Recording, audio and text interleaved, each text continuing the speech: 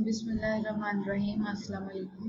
Today we are going to discuss the topic related to polymorphism.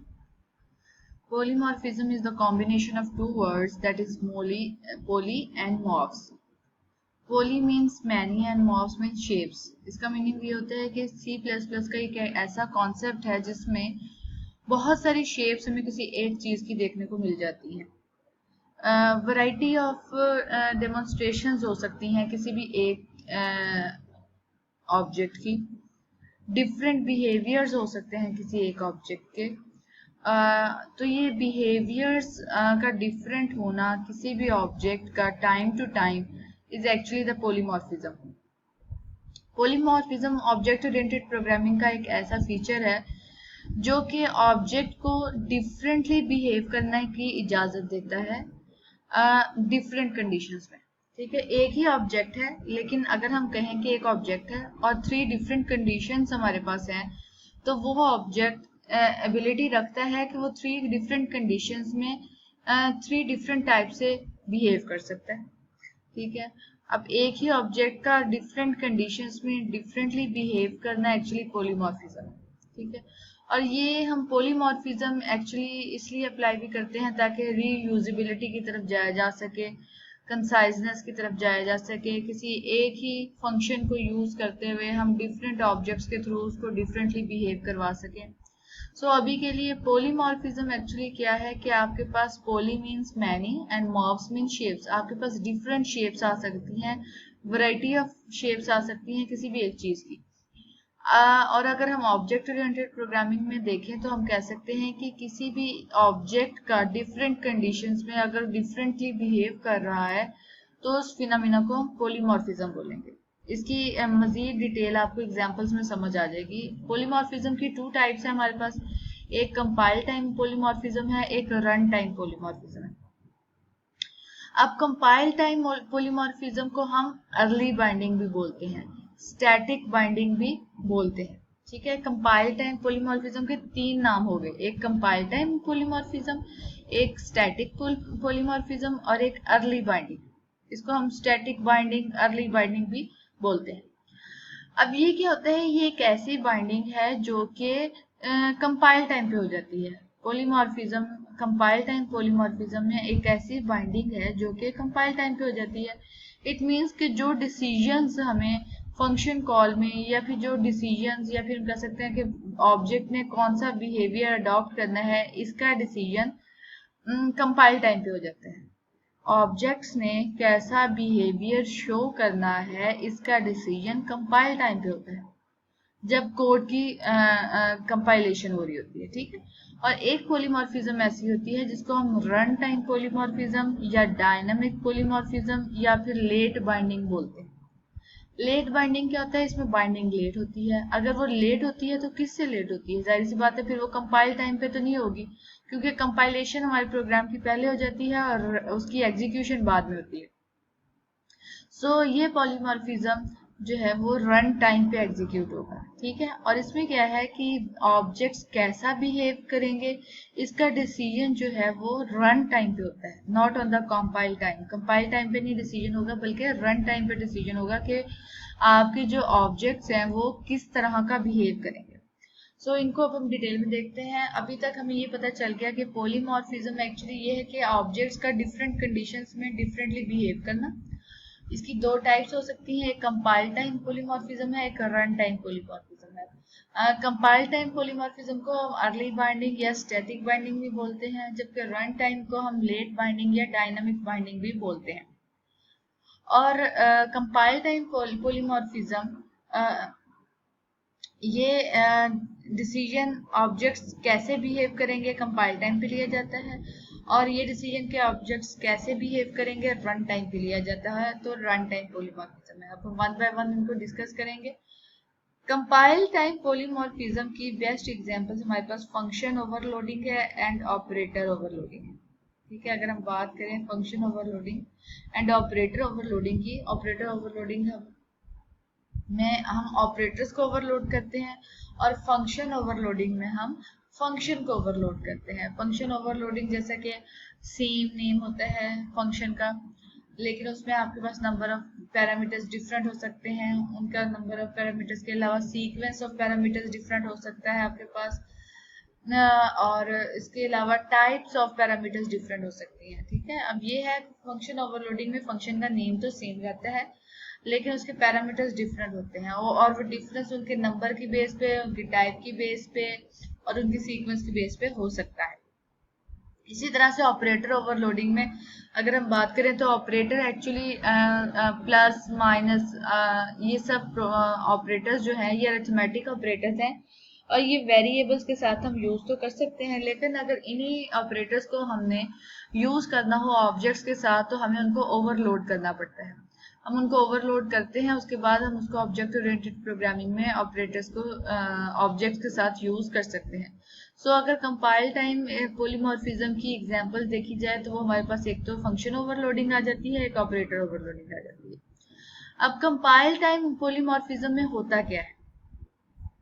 Compile time polymorphism में दो function same name के होते हैं, बिल्कुल सेम नेम के फंक्शंस होंगे लेकिन उनके पैरामीटर्स डिफरेंट होंगे, उनके आर्ग्यूमेंट्स का नंबर जो होगा वो डिफरेंट होगा, डिफरेंट नंबर ऑफ आर्ग्यूमेंट्स हो सकते हैं, टाइप्स डिफरेंट हो सकती हैं या फिर उनका सीक्वेंस डिफरेंट हो सकता है।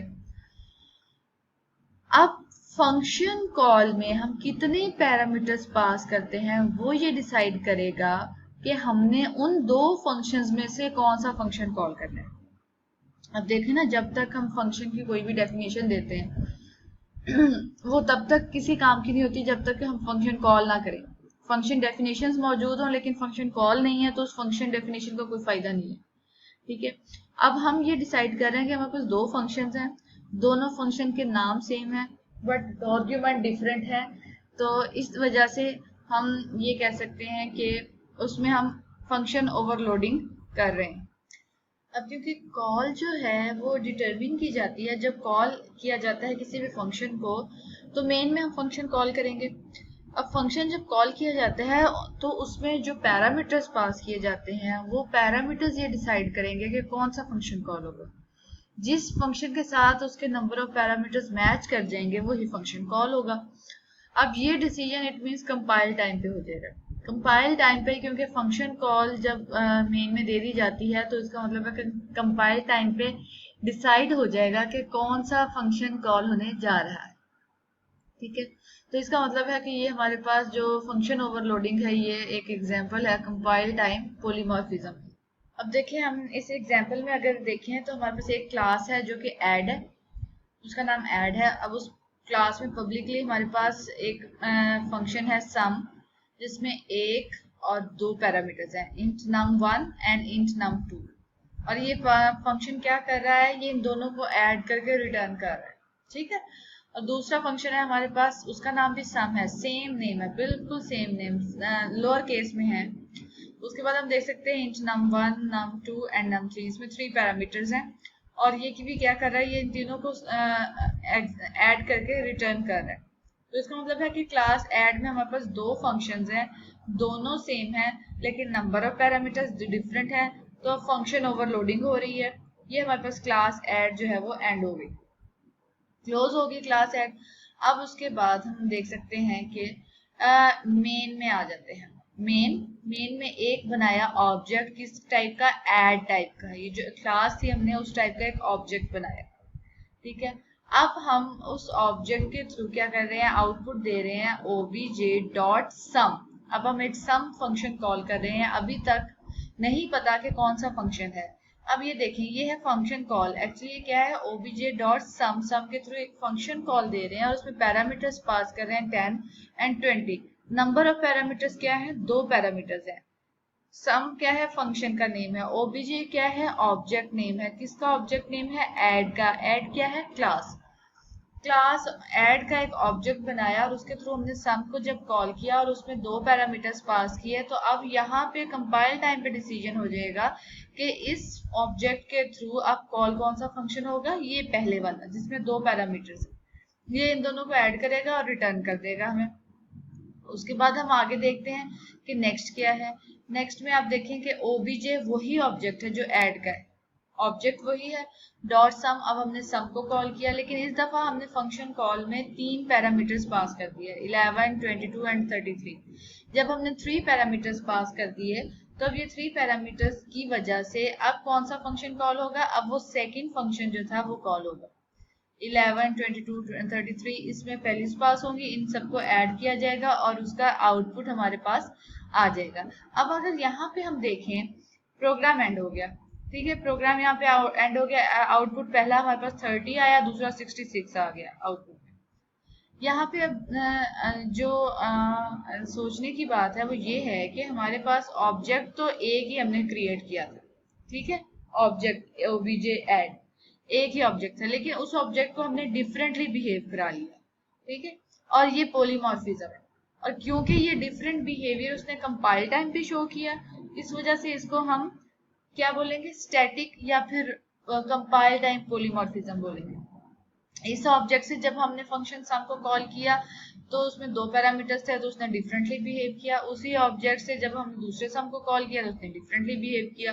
सो इट मींस कि this is the polymorphism and this is the early binding, this is the static binding, or you can say this is the compile time polymorphism।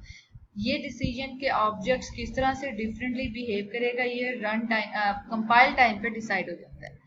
अब दूसरी चीज इसी में आ जाती है run time polymorphism. Run time polymorphism में inheritance involve हो जाती है, ठीक है, इसमें फंक्शन ओवर राइडिंग इसकी एक एग्जांपल है, ओवरलोडिंग एग्जांपल है अर्ली बाइंडिंग की, लेट बाइंडिंग की एग्जांपल हमारे पास आ जाती है फंक्शन ओवरराइडिंग। अब फंक्शन ओवरराइडिंग का कॉन्सेप्ट क्या है, इसका कॉन्सेप्ट ये है कि फंक्शन ओवरराइडिंग में हमारे पास जो पेरेंट क्लास है उसमें भी एक फंक्शन होगा और चाइल्ड क्लास में भी सेम वही फंक्शन होगा, दोनों क्लासेस में सेम फंक्शन होंगे और उनके नेम्स सेम होंगे, ठीक है, और उनकी हमारे पास जो है वो डिफरेंट डेफिनेशंस होंगे, ठीक है। जब फंक्शन ओवरराइडिंग की बात करते हैं तो हम फंक्शन ओवरराइडिंग में ये डिसीजन कि कौन सा फंक्शन एग्जीक्यूट होगा विद द ऑब्जेक्ट, ये डिसीजन रन टाइम पे होता है, ठीक है। अब होता क्या है कि 2 फंक्शंस हैं सेम नेम के हैं, एक पेरेंट में है एक चाइल्ड क्लास में, एक पेरेंट क्लास में एक चाइल्ड क्लास में, ठीक है, दोनों की डेफिनेशंस हैं। अब दोनों फंक्शन सेम है, दोनों की डेफिनेशंस हैं, तो अब जब हम मेन में जाके ऑब्जेक्ट को कॉल करेंगे चाइल्ड क्लास के या फिर पेरेंट क्लास के ऑब्जेक्ट को, तो उसके अकॉर्डिंगली कौन सा फंक्शन कॉल होना चाहिए, क्या चाइल्ड क्लास का या पेरेंट क्लास का, वो डिसीजन रन टाइम पे होता है, इसलिए हम इसको रन टाइम पॉलीमॉर्फिज्म कहते हैं। और ये इनहेरिटेंस को इन्वॉल्व करते हुए हम फंक्शन ओवरराइडिंग करते हैं और function overriding is an example of run time polymorphism.